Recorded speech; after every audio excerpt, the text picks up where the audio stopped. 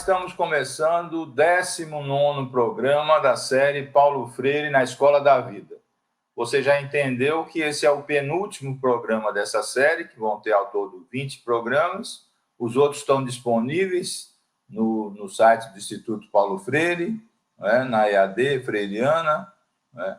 E esse 19º programa nós vamos focalizar um ponto fundamental que é recorrente para aqueles que analisam e até criticam o Paulo Freire, que é a pergunta de sempre, né? Paulo Freire continua sendo um pensador, um educador atual.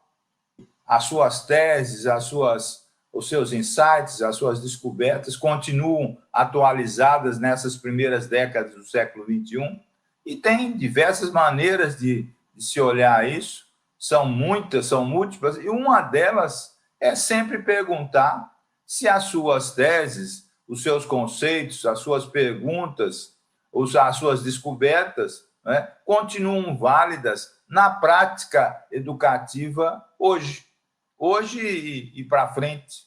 Né? Isso é fundamental. E o exercício que eu vou fazer hoje é justamente lembrar, através de questões, né, fazer o que o Paulo Freire propõe como uma pedagogia da pergunta, né? Fazer várias questões, que no fim tem nas questões, inclusive, coisas afirmativas, não é? Para você perceber facilmente que suas perguntas, suas teses, suas colocações continuam atualíssimas. Não é? É isso que a gente vai fazer. Por isso que a gente colocou como título, como tema desse programa, né, pensando inclusive no centenário do Paulo Freire, que ocorre esse ano, né, Paulo Freire, 100 anos, perguntas e propostas atuais.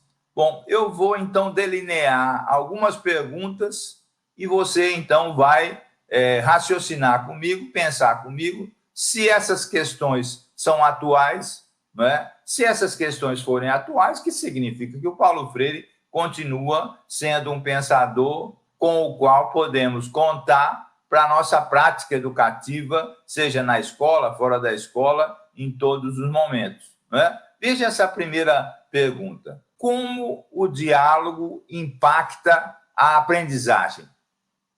Será que o diálogo educando-educador impacta a aprendizagem? Eu não preciso responder, você vai notar que nas perguntas já tem, né, proposições. Outra pergunta, por que a liberdade e a democracia são tão vitais para a aprendizagem e a educação de uma maneira geral? Veja essa questão. Uma outra questão que sempre vem quando se lê o Paulo Freire e lê outros autores. Diferenças entre liberdade e licenciosidade, entre autoridade e autoritarismo. Essas coisas são as mesmas? Ou será que existe uma divisão, uma separação? Paulo Freire fala sempre da liberdade e da necessária autoridade que a escola, o educador, a educadora exercem no processo educativo, mas rechaça, é claro, a licenciosidade e o autoritarismo. Uma pergunta geral: como é que as crianças, os jovens e os adultos aprendem? Eles aprendem da mesma maneira? A ênfase do Paulo Freire em mostrar que jovens e adultos têm uma aprendizagem diferente das crianças, e outros autores também, é importante, é relevante, como ele pugnou por a sua trajetória toda. Perceba nessas questões como elas são atuais e continuam a nos mover, né, na educação. Será que a educação, outra questão do Paulo Freire, será que a educação contribui efetivamente para a transição de uma consciência ingênua para uma consciência crítica? Como é que as camadas populares constroem a sua aprendizagem e a sua educação junto com seus educadores e educadoras? Será que é a mesma coisa? Será que é a mesma coisa da elite, por exemplo, brasileira? para falar da gente. Outra questão importante, por que o senso comum, segundo Paulo Freire, pode ser o ponto de partida para um conhecimento mais elaborado? Uma coisa que é tão usada hoje, inclusive, por exemplo, na educação matemática, a partir do conhecimento do dia a dia, o conhecimento cotidiano do senso comum, né, para chegar no conhecimento elaborado, no conhecimento científico, no conhecimento escolar, né? Outra coisa, já inerente à pergunta anterior, o conhecimento do senso comum e o conhecimento científico, né? Um é superior ao outro? Existe uma tendência geral a dizer que o conhecimento científico é superior ao conhecimento do senso comum, né? O Paulo Freire nega essa ideia, diz que eles são diferentes, não é? Não existiria superioridade de um em relação ao outro, não é? Uma outra questão, por que usar métodos ativos e não métodos passivos no processo de ensino-aprendizagem? Uma coisa que o Paulo Freire vai trabalhando desde do chamado método Paulo Freire, inclusive influenciado por a pedagogia da Escola Nova, por John Dewey, por Anísio Teixeira. Porque uma coisa que está por trás de todas essas questões que eu estou levantando é por que defender uma pedagogia da pergunta e rechaçar uma pedagogia da resposta? A pedagogia da resposta, segundo Paulo Freire, castra a curiosidade, não é, a busca do conhecimento, e a pedagogia da pergunta, ao contrário, estimula, não é, a busca, a descoberta, a pesquisa, a investigação, e você sabe que o Paulo Freire é um defensor disso, né? Por falar nisso, por que na ideia do Paulo Freire, os círculos de cultura, não é? Onde se dialoga, onde se troca ideias, onde se busca o conhecimento mais elaborado a partir do conhecimento do senso comum, não é? São para ele superiores às aulas expositivas, às aulas narrativas, não é? Veja que questão fundamental e atual, não é? Como é que eu entendo, por exemplo, uma ênfase do Paulo Freire na questão cultural? Ele diz que a educação é uma ação cultural, não é? Como é que eu vejo isso? Não é? Como é que eu relaciono, como é que eu trabalho educação e cultura, porque é claro que elas são absolutamente inseparáveis. Por outro lado, pensando nas camadas populares, vem outras questões.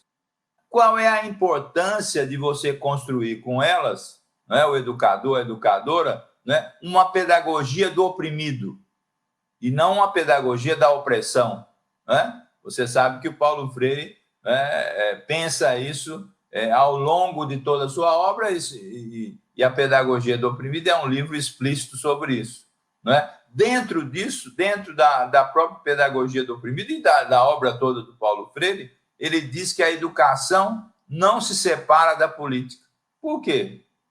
Por que a educação não se separa da política? Ele não está falando de política partidária, né? Ele está falando de cidadania, direitos humanos, etc. Por que ela não se separa? Veja como essas questões que eu já enunciei e vou continuar, né, trazem à tona a atualidade do Paulo Freire, né?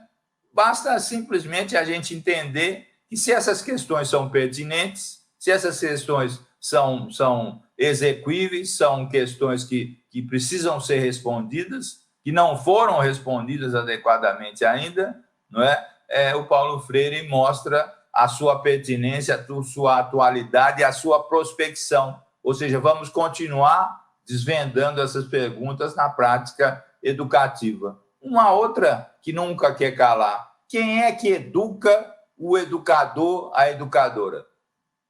Não é? Quem é que educa o educador e a educadora? Como é que ele se educa? Não é? Paulo Freire, permanentemente, é claro.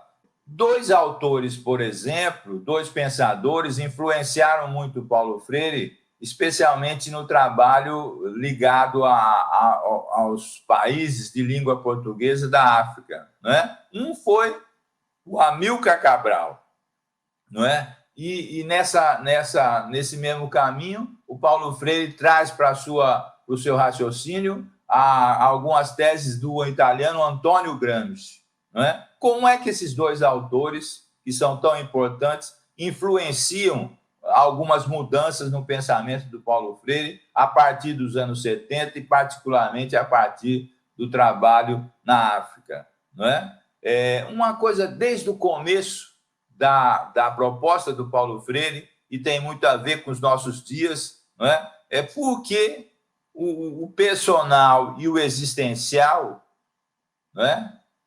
Personal e existencial são fontes da educabilidade, não é? São fontes da educabilidade. Como é que eles nos ajudam, essa questão do personalismo, do existencialismo, como é que eles ajudam no processo educativo, não é? Uma outra questão que não se resolve ou é muito atual e continua a nos incomodar no sentido de buscar, não é a favor de quem e contra quem exercemos nossas práticas de educadores e educadoras, não é? A partir da ideia básica que as práticas educativas não são neutras, não é? Elas têm sempre posicionamento. Né? Se elas têm posicionamentos, né? A favor de quem e contra quem exercemos a nossa prática educativa. Não é? Duas ou três questões para fechar e fazer um comentário final. Eu posso perguntar, por exemplo, podemos investigar, perguntar, pesquisar, não é? Uma coisa básica, como reinventar a educação, não é? Por meio de pedagogias alicerçadas no oprimido, na ação cultural, na liberdade, no diálogo, no trabalho educativo, que é fundamental, e na autonomia, só para citar algumas coisas do Paulo Freire, não é? Como é que a gente trabalha com essas categorias, não é? Na prática educativa? Veja como isso é muito pertinente, não é? Como é que nos dias de hoje, dias aí dramáticos em relação a essa tragédia sanitária que o Brasil vive e o mundo todo vive nesse tempo, não é? Como é que a gente pensa, por exemplo, numa pedagogia da solidariedade, da consciência crítica, não é? Do aprendizado da democracia, não é? Uma pedagogia, apesar de tudo, esperançosa, uma pedagogia que investe na história como possibilidade do novo. Como é que a gente pensa isso? Veja só quantas questões, e eu só enumerei algumas, que a gente pode trazer, não é, a partir da leitura do Paulo Freire. Não é? Por isso que a leitura dos livros, dos artigos, de tudo que o Paulo Freire escreveu, sempre é fundamental. Elas nos remetem, não é, ao que ele tanto defendeu, que é a pedagogia da pergunta. Não é? Como é que a gente pergunta, não é? Às vezes a gente tem respostas prontas e perguntas mal formuladas ou não adequadamente formuladas, não é? E as perguntas são fundamentais. Quem faz pesquisa, por exemplo, seja na graduação, na pós-graduação, seja no mestrado, no doutorado, na especialização, sempre delineia o seu trabalho a partir de uma pergunta, a partir de uma questão, a partir de questionamentos sobre a prática, sobre a teoria, não é? Por isso que a pedagogia da pergunta do Paulo Freire é sempre muito importante e é por isso mesmo que ela mostra a atualidade do Paulo Freire quando a gente comemora o seu centenário, não é? O seu centenário mostra para a gente que o seu legado está muito vivo e esse legado pode ser colocado à mostra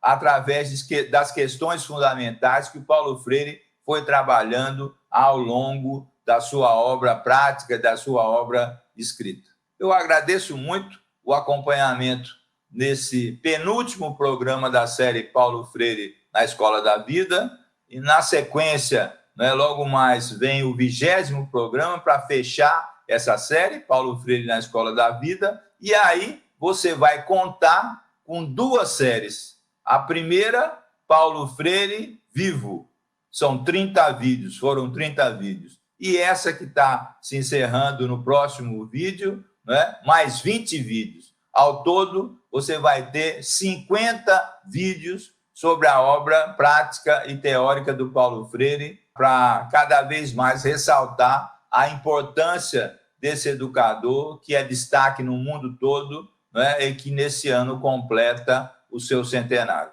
Muito obrigado e até a próxima.